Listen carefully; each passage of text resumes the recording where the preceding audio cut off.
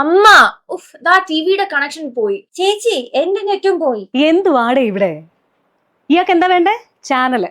ഇവിടെ എന്താ വേണ്ടേ? വൈഫൈ. ശരി, രണ്ടാൾക്കും കൂടിയേ ഒന്നേ പറ്റൂ. ഇതുപോലെ എല്ലാ വീട്ടിലും പരാതികളില്ലേ? കേബിൾ അല്ലെങ്കിൽ ഡിഷ് ചാർജ് ചെയ്യണം, ഇന്റർനെറ്റ് ചാർജ് ചെയ്യണം. പക്ഷെ ഇത് രണ്ടും കൂടി ഒറ്റയടിക്ക് ചാർജ് ചെയ്യാൻ പറ്റും. സെപ്പറേറ്റ് ആയിട്ടൊന്നും ചാർജ് ചെയ്യേണ്ട, അതും പോക്കറ്റ് ഫ്രണ്ട്ലി ആയിട്ട്. സോ ഞാൻ ആ കാര്യം പരിഹരിച്ചു കഴിഞ്ഞു. എങ്ങനെയാണെന്നല്ലേ?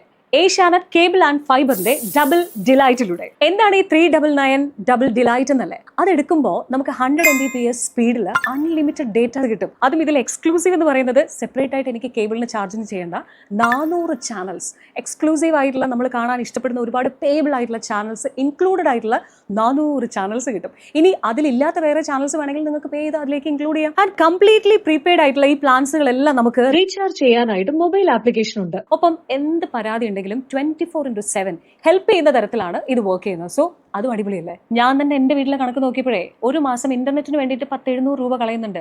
കേബിൾ കണക്ഷൻ ആണെങ്കിലോ, അല്ല ഡിഷാണ് ഇവിടെ. അപ്പൊ ഇതിനാണെങ്കിലും എനിക്ക് 300 രൂപ മിനിമം പോകുന്നുണ്ട്. രണ്ടും കൂടെ ഒന്ന് കൂട്ടി നോക്കി, നഷ്ടമാണ് കേട്ടോ. പക്ഷെ ഞാൻ ഈ പറഞ്ഞ ഏഷ്യാനെറ്റിന്റെ കേബിൾ ആൻഡ് ഫൈബർ കണക്ഷൻ എടുത്തപ്പോൾ ഇന്റർനെറ്റ് മാത്രം ജസ്റ്റ് ₹399 ചാർജ് ചെയ്തു. എനിക്ക് കേബിൾ TV കണക്ഷൻ ഫ്രീ ആയിട്ട് കിട്ടിയില്ലേ?